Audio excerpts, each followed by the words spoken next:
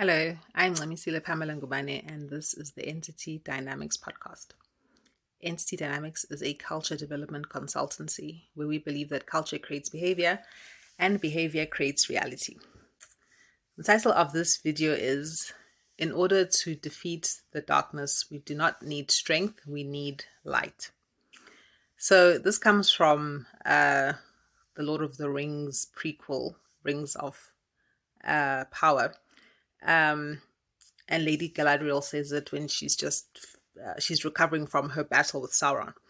Okay, so Tolkien himself, the author of The Lord of the Rings, was a very deeply spiritual man. And, his whole story of The Lord of the Rings is a profound spiritual quest, to restore the light and its prominence in the world, because darkness was spreading. So the words light and darkness are not to be taken literally, it's metaphorical language for light being truth and darkness being willful ignorance, because if you look at Sauron and anyone who perpetuates evil, they know what they're doing, you see, and therefore it's willful ignorance, it's not like they don't know what they're doing. It's not like they don't know what effect their behavior is having on people around them. But they do it anyway because it serves their purpose. And usually their purpose is the desire to control other people and rule over other people and make other people their slaves, for whatever reason. I read somewhere that if you don't understand why people do evil stuff, then you will not do it. You are going to be the person who does not do that because you can't get into that thinking. It's not to say that you can't have compassion on those people, because we should all have compassion, but it's to know that your compassion for them involves you actually wishing them healing and praying for their healing, And I think this is what Christ talked about when he said you must pray for your enemies and you must do good to those who harm you. It's to pray for their healing because that's the best thing that can happen to them is for them to heal. But at the same time, it's not to put yourself in a state of mind of feeling disempowered that you need to wish good on people who've done evil for you.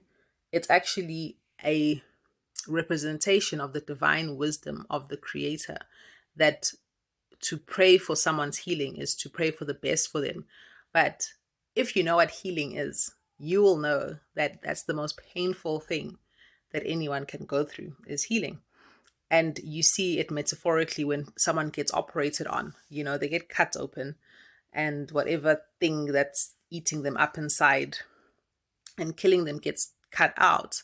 Then they have to recover from that surgery, and it's not a pleasant experience to recover from invasive surgery. It's very painful, and it can even result in complications, and you might need to even go back on the operating table. Who knows? You know what I'm saying? So to pray for someone's healing, it's not to acquiesce to their nonsense. It's not to say to them, do it again.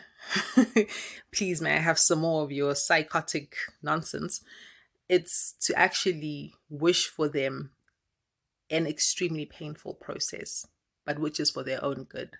So you're killing two birds with one stone, so to say. Not that we should be killing birds, but anyway. So this is how we bring light into the world, how we bring truth into the world. It's by having compassion, because that healing is going to force that person to confront the truth about themselves, to confront the willful ignorance that they were perpetrating, which allowed them to become a host for evil, And then on the other side, having compassion, having that love for people, it's because not everyone is a crazy narcissist who's out here suffering and struggling and being an addict, being self-destructive, being angry, full of rage. Not all of those people are sociopaths, psychopaths, narcissists. A lot of them are just really deeply wounded people who haven't found a place to put their sorrow down and express it and receive sympathy for it. And in Buddhism, I don't know if it's the Buddha who actually said this, but there's a Buddhist teacher who talks about how tears will fall in a place where they know they will be received with compassion and sympathy and love, unconditional love, because that's what they're looking for. That's why there's so many people who can't cry. Their tears, it's like their tears have crystallized inside them.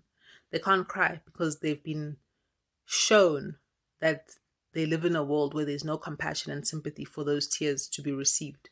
Because tears are actually sacred. It's your soul releasing something of itself. It's disappointment, it's frustration. Because it's your soul that is weeping.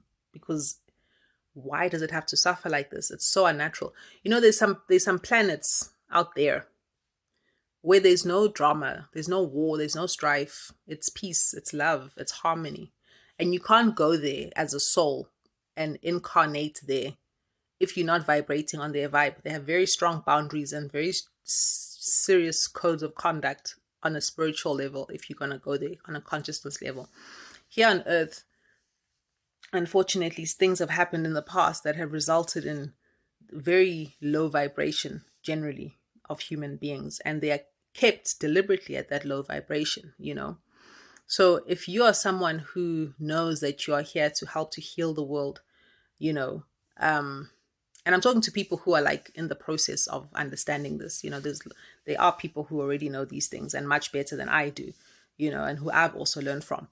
I'm talking to people who are like trying to figure out what the hell's going on and why do they feel that they have so much compassion and yet they're surrounded by people who either don't know how to accept that compassion or, in the worst case scenario, abuse that compassion, and they are torn between having boundaries and having compassion. So like I say, you can be compassionate with boundaries. When you're dealing with a nonsense person, a narcissist, a sociopath, you have compassion by wishing for their healing. But for other people, you act with compassion by holding space for them so that they can put down their sorrow, they can heal, they can rest from having to carry this sorrow in a world where there's no time for healing. There's no time for people to connect with themselves, And when you hold space for people like that, you are displaying unconditional love. And that unconditional love, it allows people to connect with themselves and become their true, authentic selves. And for yourself as well. You must also hold space for yourself all the time, every day, so that you can also be your true, authentic self and have the strength to be that. Because in a world where being fake is rewarded and promoted and encouraged, being your authentic self is very difficult, and it's like we see this fakeness that's being promoted because we'll celebrate humanitarians like Mother Teresa and Princess Diana, and we'll be like, oh, they're so beautiful and so kind and good. But if imitation is the highest form of admiration, why don't we imitate these people? Why don't we emulate them? But at the same time, I have to admit that it's the mainstream media that only gives superficial praise to these people, but does not actually promote their values in the way they operate and in teaching people, because those people actually teach. The word television, it's tell a vision. It's teaching you how to see the world, so they teach people to see the world in a very negative way. But we do know that in our communities, all around us, in our own families, within ourselves as well, there's a lot of compassion, so and this is something which we need to celebrate and promote, and I will carry on in part 2.